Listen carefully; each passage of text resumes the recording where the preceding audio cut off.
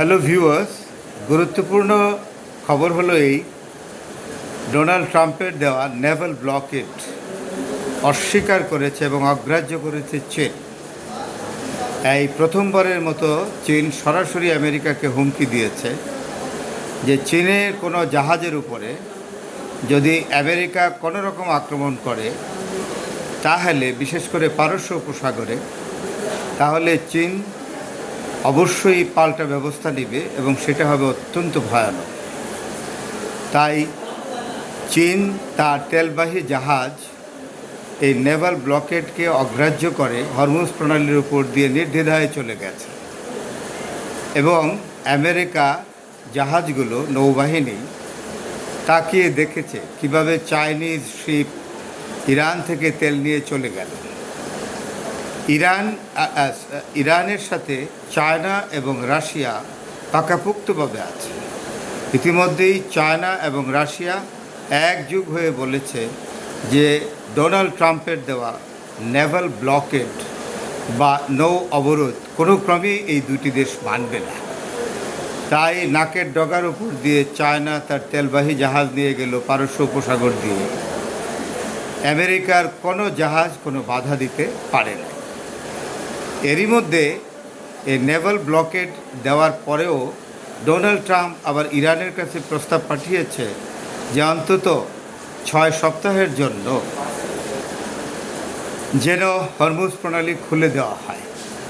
আসলে সত্যিকার অর্থে ইরান তো সেটা কখনই গ্রহণ করবে না। ইরান কিন্তু এখন সমস্ত ভয়ের ঊর্ধ্বে। অর্থাৎ আগে যে ধারণা ছিল আমেরিকার প্রতি সারা বিশ্বের যে ভয়, আমি মনে করি ইরান সেই ভয় ভেঙে দিয়েছে।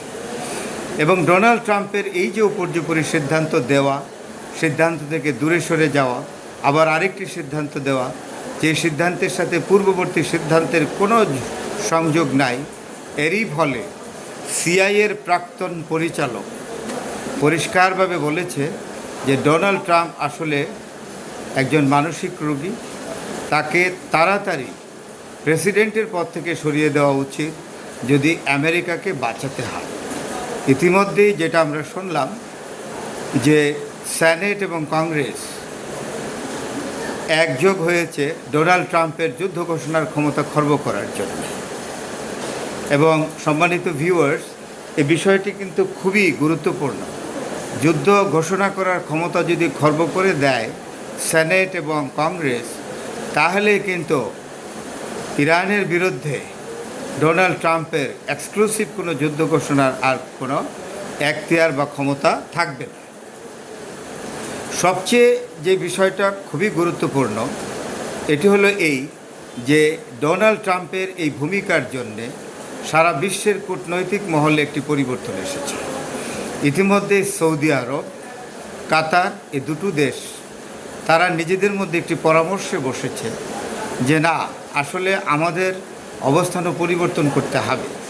বিষয়টি হলো এই যে সৌদি আরব, কাতার এবং তার সাথে গালফ কান্ট্রিজগুলো বোধহয় সম্ভবত একমত হয়ে যাবে অল্প সময়ের মধ্যেই যে তারা আলাদা ইউরোপীয় ইউনিয়ন এবং ন্যাটোর সাথে তারা কূটনৈতিক সম্পর্ক স্থাপন করবে, আলাদা কূটনৈতিক সম্পর্ক স্থাপন করবে। কারণ আমেরিকা আসলেই সব কিছু নিজে এককভাবে নিয়ন্ত্রণ করে। অর্থাৎ মধ্যপ্রাচ্যের দেশগুলো কোন দেশগুলোর সাথে তাদের কূটনৈতিক সম্পর্ক বজায় রাখবে, কোন দেশগুলোর সাথে রাখবে না, তা এতদিন যাবৎ আমেরিকার সিদ্ধান্তের উপর নির্ভর করেছে। এখন কিন্তু আর সেটি হবে না। এমনকি ন্যাটো এবং ইউরোপিয়ান ইউনিয়নও যদি মধ্যপ্রাচ্যের দেশগুলোর সাথে আলাদা কোনো কূটনৈতিক সম্পর্ক স্থাপন করার প্রয়াস পেত, এই আমেরিকার অনুমতি ছাড়া কখনই হতো না এবং তারা কখনো সেই কূটনৈতিক স্থাপন করতেই পারেনি। সুতরাং এই বর্তমান ইরান আমেরিকা যুদ্ধে বিশ্ব বলয়ের বিরাট পরিবর্তন এসেছে এবং এই পরিবর্তনে অনেকগুলো আসলে ব্লক তৈরি হয়ে গেছে।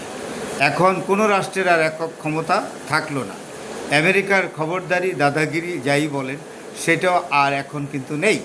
এখন পৃথিবীর অনেক দেশ ইন্ডিপেন্ডেন্ট ডিপ্লোম্যাসি অর্থাৎ কূটনৈতিক সম্পর্ক স্থাপন করবে তার পছন্দনীয় দেশগুলোর সাথে। সবচেয়ে বড় কথা হলো এই মধ্যপ্রাচ্য একটি বিষয়ে অবগত হয়েছে বা কনভিন্সড হয়েছে যে আমেরিকা আর তাদের কোনো নিরাপত্তা দিতে পারবে না। আমেরিকার নিরাপত্তার উপর যদি মধ্যপ্রাচ্যের দেশগুলো নির্ভর করে, তাহলে কিন্তু ভবিষ্যতে এই গালফ কান্ট্রিজগুলোর বড় ধরনের ক্ষতি হবে। সুতরাং ইরান এবং আমেরিকার যুদ্ধ যখন শেষ হয়ে যাবে, তখন একটি বিষয় কিন্তু এখানে স্পষ্ট হয়ে যাবে যে এককেন্দ্রিক বিশ্ব আর থাকলো না, এবং কূটনৈতিক ক্ষেত্রে পরিবর্তন আসবে, এবং প্রায় প্রত্যেকটি দেশই ছোট হোক বড় হোক কম বেশি কূটনৈতিক সম্পর্ক স্থাপনে স্বাধীনতা অর্জন করবে, যেটা আমেরিকা এতদিন খর্ব করে রেখেছিল। সবচেয়ে বড় কথা হলো এই যে চায়না জাহাজ এবং রাশিয়ার জাহাজ থামানোর ক্ষমতা আমেরিকার নাই, সেটা ভালো করে জানে। আসলে সবচেয়ে বড় কথা হলো এই ডোনাল্ড ট্রাম্প ধমক দিয়ে সব কিছু আয়ত্ত করতে চায়, সেই দিনটা কিন্তু চলে গেছে। এবং আমেরিকার যে যুদ্ধ জাহাজ বা নৌ অবরোধের যারা এখানে উচ্চপদস্থ নৌ কর্মকর্তারা আছেন, নৌ কমান্ডিং অফিসাররা হরমুজের আশপাশে কিংবা পার্সিয়ান গালফে আছেন, তারা একটা জিনিস কিন্তু মাথায় রাখেন সবসময়, যে চীনের জাহাজের উপরে বা রাশিয়ার তেলবাহী জাহাজের উপরে যদি কোনো রকম আক্রমণ আমেরিকার জাহাজ থেকে যায়, তাহলে যুদ্ধটা কিন্তু এখানেই শুরু হয়ে যাবে।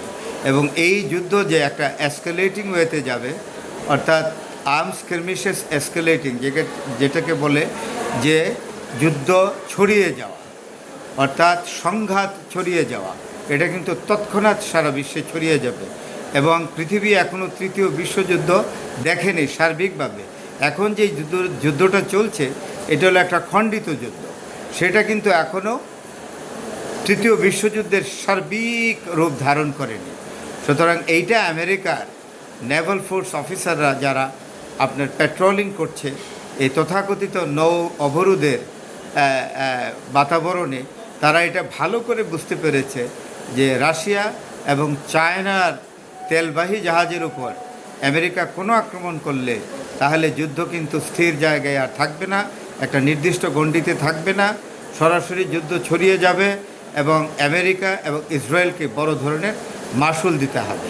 সুতরাং এই বিষয়টা পৃথিবী, আমরা এখন সব কিছুই নজরে রাখছি, দেখি ভবিষ্যতে কি হয়। এবং এখানে আরও কতগুলো জিনিস আছে, যেটা হলো সবচেয়ে বড় একটা খবর এসছে। নর্থ কোরিয়া ইতিমধ্যেই একটা ঘোষণা দিয়েছে, নর্থ কোরিয়ার যে নেতা যে আছে কিম, পরিষ্কারভাবে বলেছে যে আমার হাতে এমন মিসাইল আছে যেটা অনেক পৃথিবীর যে কোনো জায়গায় আঘাত করতে পারে, প্রয়োজনে আমি আমার বন্ধু রাষ্ট্রকে এটা সরবরাহ করতে পারি। সুতরাং এই কথাটা কিন্তু একটা বিরাট আলোড়ন এবং চাঞ্চল্যকর পরিস্থিতি তৈরি করেছে। সুতরাং একটি জিনিস বুঝতে হবে, আস্তে আস্তে পৃথিবীর যে সিদ্ধান্ত দেওয়ার ক্ষমতা কিন্তু একচ্ছত্রভাবে আর পশ্চিমা বিশ্বের হাতে নাই, এটা আস্তে আস্তে এশিয়াতে আসছে। ইতিমধ্যেই আপনারা জানেন চায়না তাইওয়ানের উপরে তার খবরদারি শুরু করেছে। তাইওয়ানের যিনি বিরোধী দলীয় নেত্রী, তিনি ইতিমধ্যেই বেইজিং ভ্রমণ করেছেন, ভিজিট করেছেন, এবং তিনি এই ভিজিটের নাম দিয়েছেন শান্তির ভিজিট অফ পিস। তাইলে বিরোধী দলীয় যিনি তাইওয়ানের নেত্রী, একজন মহিলা নেত্রী, তিনি বলেছেন যে সংঘাত আমরা বাড়াবো না, প্রয়োজনে আমরা চীনের সাথে একাত্মতা ঘোষণা করব। সেটা কিন্তু যদি তাইওয়ান চীনের অধীনে চলে যায়, তাহলে অটোমেটিক্যালি একদম আমেরিকা কিন্তু প্রাচ্য দেশে অর্থাৎ পূর্ব এশিয়ায় তার সক্ষমতা হারাবে এবং তার প্রভাব হারাবে। এবং জাপানকেও আমি মনে করি এই অবস্থা, বিশ্ব পরিস্থিতিতে জাপানকেও কিন্তু তার কূটনৈতিক বিন্যাসের পরিবর্তন করতে হবে। সাথে সাউথ কোরিয়াকেও নতুন করে কূটনৈতিক সম্পর্কের দিকে এগোতে হবে। সাউথ কোরিয়া ইতিমধ্যেই ঘোষণা দিয়েছে যে তারা ইরানের সাথে সম্পর্ক বজায় রাখবে, এবং তাদের এখন তেল দরকার, তাদের এখন হিলিয়াম দরকার, যেটা ইরান দিতে পারে। সুতরাং সাউথ কোরিয়া একটি শিল্প নির্ভর দেশ, তেল ছাড়া তার চলে না। সব কিছুর পরে দেখা যাচ্ছে আসলেই আমেরিকা একেবারে এক কোণে এক ঘরে হয়ে গেছে। ডোনাল্ড ট্রাম্পের এই দিকে কোনোই খেয়াল নাই। তাই সেনেট এবং কংগ্রেস সিদ্ধান্ত নিয়েছে যে ডোনাল্ড ট্রাম্প যেন বড় ধরনের যুদ্ধ ঘোষণা করতে না পারে, তার সেই ক্ষমতা খর্ব করবে। ধন্যবাদ ভিউয়ার্স।